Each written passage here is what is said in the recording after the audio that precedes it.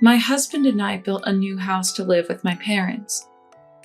Construction went smoothly and it was finally complete. But on the day it was finished, my husband brought his parents. I initially thought they were here to celebrate, but it seemed that wasn't the case. This is where we'll live. Send your parents away, okay? Wow, what a beautiful house. I'm looking forward to our new life here. Sorry for the sudden change, but my parents will be living here. We can't live with your parents, so please ask them to leave. Suddenly, my husband's parents declared they'd live in our new house. Even my husband sided with them. I decided to get back at my inconsiderate husband and his parents. I started by making a call to someone. I'm Madeline, a 27-year-old office worker. I'm married, but don't have kids. Life with my husband, Wesley, has been smooth. Recently, with some financial comfort, I began thinking about my aging parents. After much thought, I decided I wanted to live with them and shared this with Wesley. Wesley surprisingly agreed. It's a good idea. Your parents will be happy, and it's a way to show gratitude. Surprisingly, he seemed to be positive about the ideas and gave me various advice. If we're going to live together, our current house might be too small. How about building a new one? We might need more space if we have kids. What do you think? Wesley was right.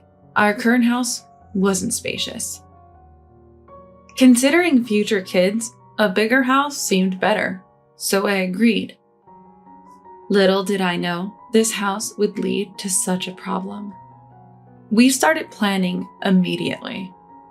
We discussed the best house for elderly parents, its proximity to the station, and its size. Which plot of land do you prefer? I think this one's more spacious. How about this house design? It's barrier-free for our parents, and the many windows will make it bright. I discussed various things like this. Wesley suggested, this plot is bigger, but it's too far from the station. We should consider convenience. Having many windows is great for brightness and openness, but it might be risky during earthquakes. Maybe fewer windows would be better. He gives very accurate opinions. With Wesley's input, and after consulting online and with real estate agents, we prepared to build. It took longer than expected, but we're finally ready. Yes, it was a long process, researching and consulting, but now we just have to wait for it to be finished. We occasionally visited the construction site, but mostly we waited patiently. Finally, the house was done. I excitedly emailed my parents. The new house is ready. Let's decide on a moving date. Then Wesley arrived. But he wasn't alone. He brought his parents. I thought he had come for a housewarming party, and I greeted him and his parents-in-law, wondering, why did Wesley bring his parents when we weren't even in this house? But what they said was unexpected. This is the new house you built? It's quite nice. From now on, we'll live here. Your parents can't. If they come, send them away. This is our new home. Is this the new place? It's beautiful. Thanks for preparing this for us. We're proud of our son. We're counting on you. Show us the rooms. Who has the keys?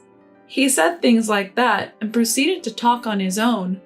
I was confused. This house was for my parents and us. Wesley had agreed. I thought he'd convince his parents, but he said, sorry, but as Mom said, my parents will live here, so we can't live with your parents. If they stay, it won't work. To be honest, they're in the way.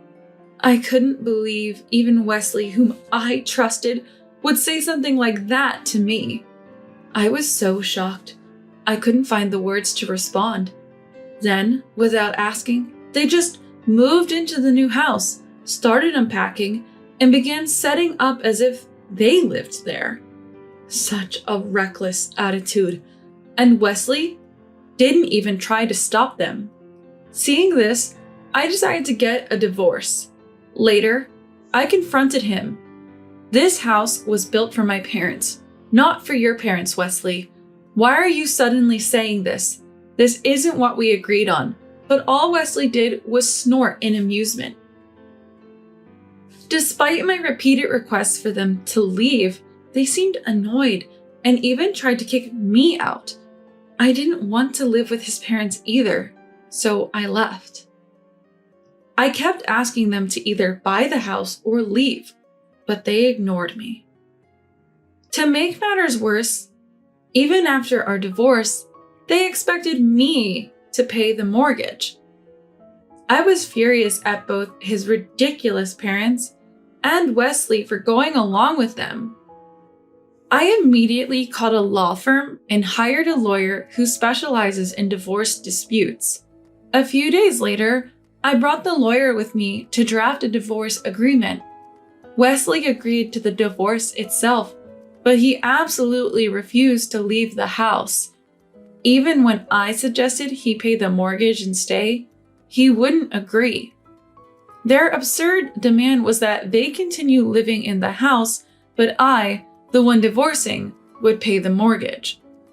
Even the lawyer couldn't help but smirk at their audacity. However, when the lawyer told them, "If you continue to live here without permission, the owner, which is her, can sue you," they seemed to reconsider. The divorce agreement included a clause about handing over the house. Following the lawyer's advice, I set a deadline. Hand over the house to me by this date. If you don't, either buy the house or leave, no matter the reason. Though they were submissive in front of the lawyer, as we parted, Wesley and his family gave me a spiteful smirk. I wondered why they were smirking, even after signing the divorce agreement, but it soon became clear. They had no intention of leaving. They seemed to think that as long as they lived there, no one could force them out. Despite my repeated warnings, they just claimed they were preparing to leave. In the end, I couldn't reclaim the house by the promised date. On the day, I gave them one last warning. Wesley, his mother, and father just laughed at me. "A divorce agreement is just a piece of paper. We've lived here until today and faced no issues." Relying on a lawyer, it's like you can't do anything on your own. I feel relieved to be divorcing such a useless woman. "You don't understand your place as a daughter-in-law. You should serve Wesley. This house is for Wesley, and by extension, his family. Know your place." I could only sigh. Why did I marry someone like this? But regretting it now wouldn't change anything. Fine. Since you won't respect that piece of paper, I'll sue. If you won't listen to me or the lawyer, I'll let the court handle it. When they heard the word lawsuit, Wesley and his family seemed taken aback. But perhaps because they had lived comfortably, even after being warned by a lawyer, they seemed to underestimate the situation. However, their laughter faded when I explained that even if it's not a crime that leads to arrest, I can still sue them. They started to gauge my seriousness. When I called my lawyer right then and there, Wesley suddenly raised his voice in anger. Ignoring him, I told my lawyer, "Hello? Yes, they don't seem to have any intention of leaving or buying the house. I've decided to proceed with the lawsuit as planned." Sensing my determination, Wesley and his family suddenly changed their tune, crying and begging. "We're old and can't work anymore. Please, let us stay here. It's hard for us to live with these aging bodies. We don't have much time left. Please reconsider out of respect for the elderly." "If we leave, we'll have nowhere to go. Are you really going to do this to us? Just let us stay a bit longer. Or do you not care about old people who don't have much money? If you kick us out, we'll end up homeless and starve on the streets. Please, think of it as charity. If we leave, my parents will have nowhere to live. I can't provide a good life for them with my income. Just say okay, and everything will be resolved. Please? They tried to use their living situation as leverage. Their true intentions were clear. They thought I wouldn't be able to refuse. But I did. After all, they started living there without my permission and then demanded money. It was too much. I explained my stance with a cold demeanor. How many times do I have to say it? I'm the one paying for this house, and it's in my name. We only put in my name because you had just changed jobs and couldn't get approved for the loan. This house is entirely mine. I even set a deadline in the divorce agreement to give you a choice. But you did nothing. I've warned you over and over. You ignored me, and now you're trying to guilt trip me when faced with a lawsuit? It's ridiculous. They were silent, unable to respond.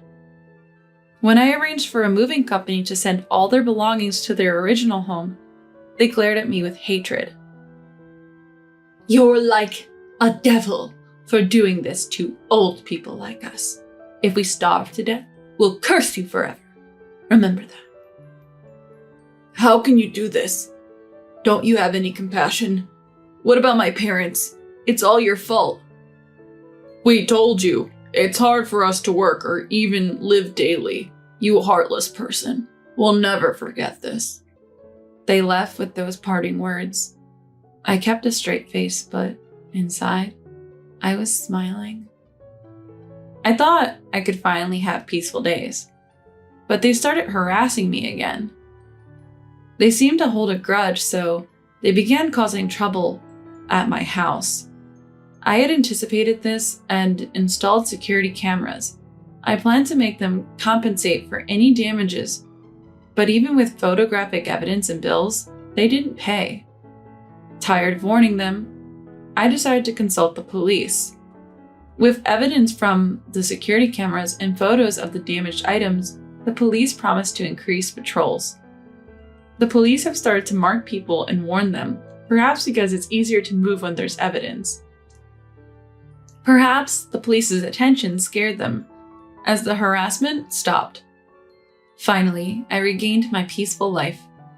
I later learned that they moved to a cheaper area and lived in an old, affordable apartment.